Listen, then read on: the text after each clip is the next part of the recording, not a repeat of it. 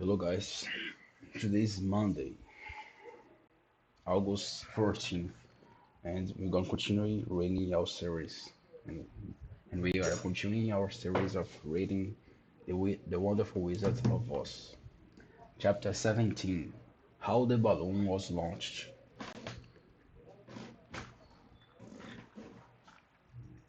For, for 3 days, Dorothy heard nothing from Oz. These were sad days for the little girl, although her friends were all quite happy and contented. The Scarecrow told them there were wonderful thoughts in his head, but he would not say what they were because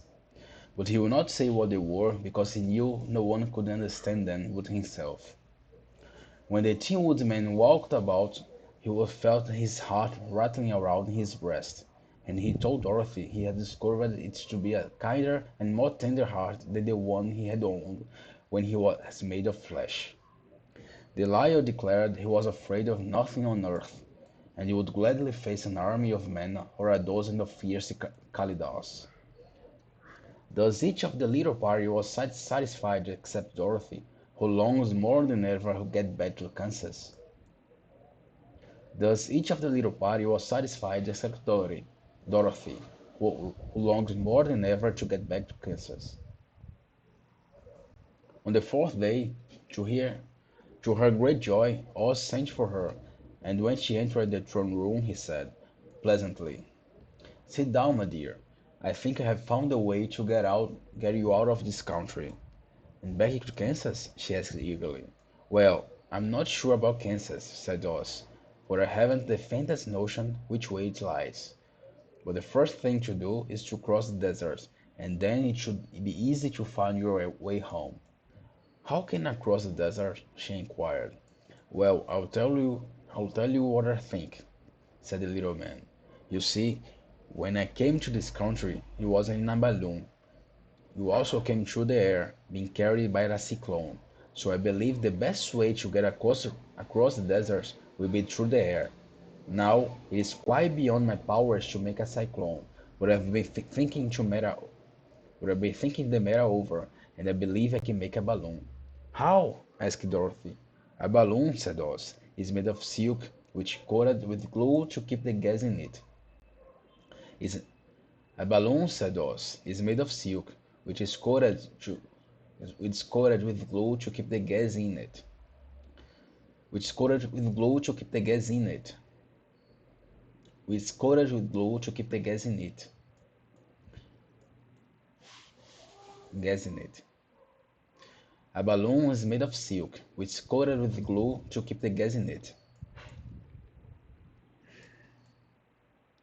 I'm not getting the right tempo to pronounce this.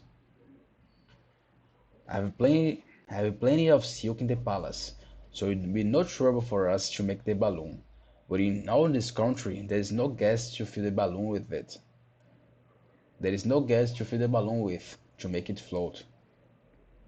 "If it won't float," remarked Dorothy, "it will be of no use to us." "True," answered Ross, "but there is another way to make it float. Which is to fill it with hot air.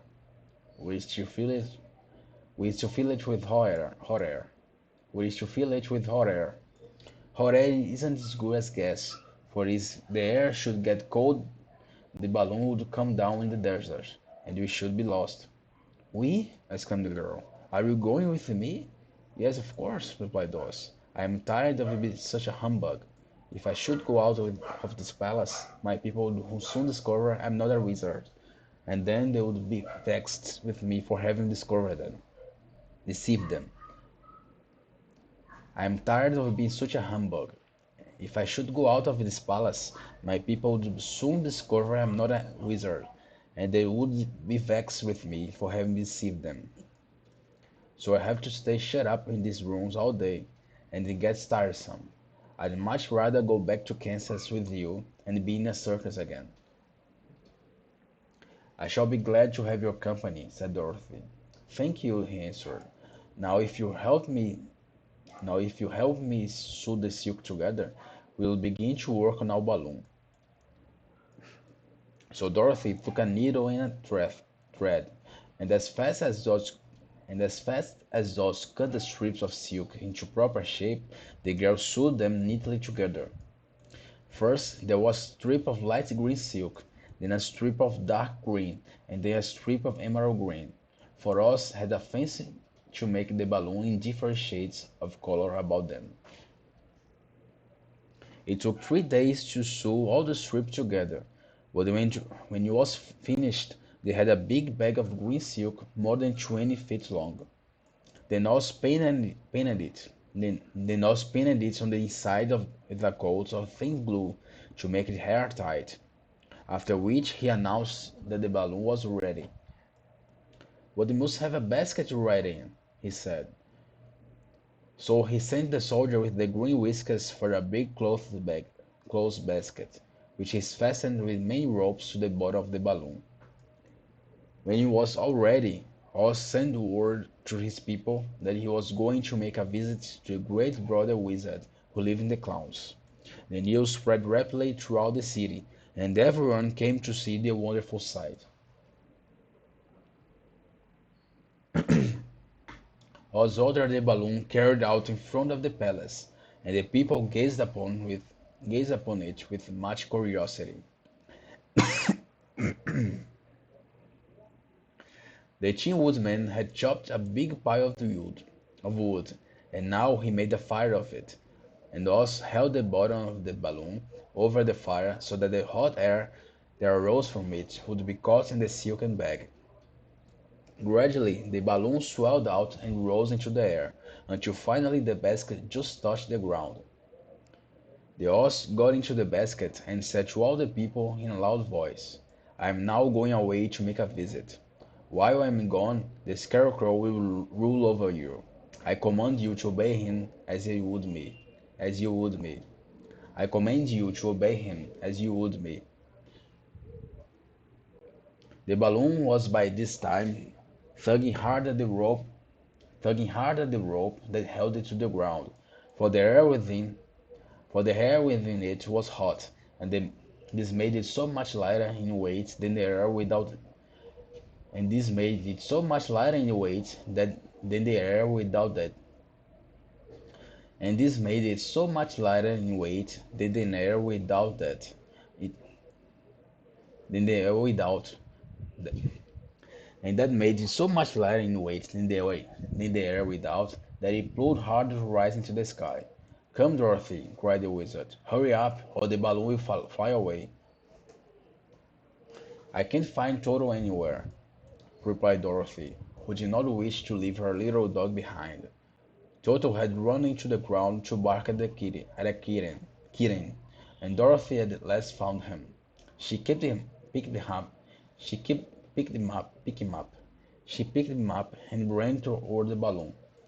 She was within a few steps of it, and was holding out his hand to help her into the basket, when crack went the ropes, and the balloon rose into the air without her. "Come back!" she screamed. "I want to go too." "I can't come back, my dear," called Oz from basket. "Goodbye." "Goodbye!" shouted everyone, and all eyes were turned upwards, where the wizard was riding to the basket, rising every moment farther and farther into the sky. And that was the last any of them ever saw of Oz, the wonderful wizard, though he may have reached Omaha safely and be there now, for all we know. But the people remembered him lovingly, and said to one another, "Oz was always our friend. When he was here, he built for us this beautiful Emerald City, and now he is gone, and he has left the wise Scarecrow to rule over us." Still, for many days they grieved over the loss of the wonderful wizard, and would not be comforted. That's the end of chapter 17. Tomorrow we continue.